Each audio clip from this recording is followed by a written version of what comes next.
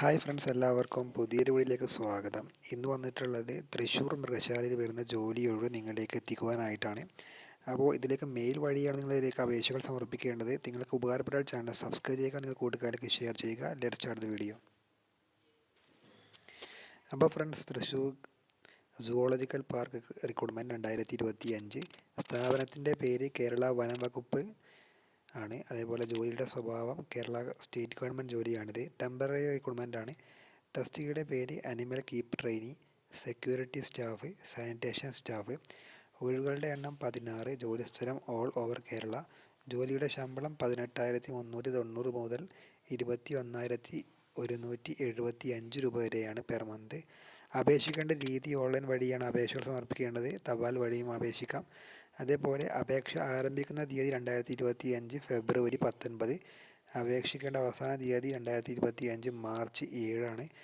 Link ഞാൻ ചുവടെ കൊടുക്കുന്നുണ്ട്. അതേപോലെ 3 വേക്കൻസികളാണ്, അതായത് 3 തസ്തികയാണ് പറയുന്നത്. അനിമൽ കീപ്പ് ട്രെയിനർ, അതേപോലെ സെക്യൂരിറ്റി സ്റ്റാഫ്, സാനിറ്റേഷൻ സ്റ്റാഫ്. അതേപോലെ ഇതിലേക്ക് വേണ്ട പ്രായപരിധി അനിമൽ കീപ്പ് ട്രെയിനിയിലേക്ക് 28 വയസ്സാണ് പറയുന്നത്. അതേപോലെ സെക്യൂരിറ്റി സ്റ്റാഫിന് 55 വയസ്സും സാനിറ്റേഷൻ സ്റ്റാഫിന് 45 വയസ്സുമാണ് വയസ്സിൻ്റെ പരിധി പറയുന്നത്. ഇതിൻ്റെ വിദ്യാഭ്യാസ യോഗ്യത അനിമൽ കീപ്പർ ട്രെയിനിയിലേക്ക് വരുന്നത് 7ാം ക്ലാസ് പാസ്സായിരിക്കണം. അതേപോലെ ഹൈറ്റ് 163 വേണമെന്ന് പറയുന്നുണ്ട്. 81 സെൻറ്റിമീറ്റർ ചെസ്റ്റും വേണം ഫിസിക്കലായിട്ട്.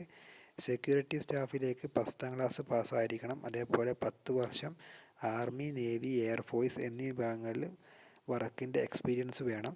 സാനിറ്റേഷൻ സ്റ്റാഫിലേക്ക് 7ാം ക്ലാസ് പാസ്സായാൽ മതി. അതേപോലെ experience sanitation worker or full time job in government public ഇൻസ്റ്റിറ്റ്യൂഷനാണ് ചോദിക്കുന്നത്.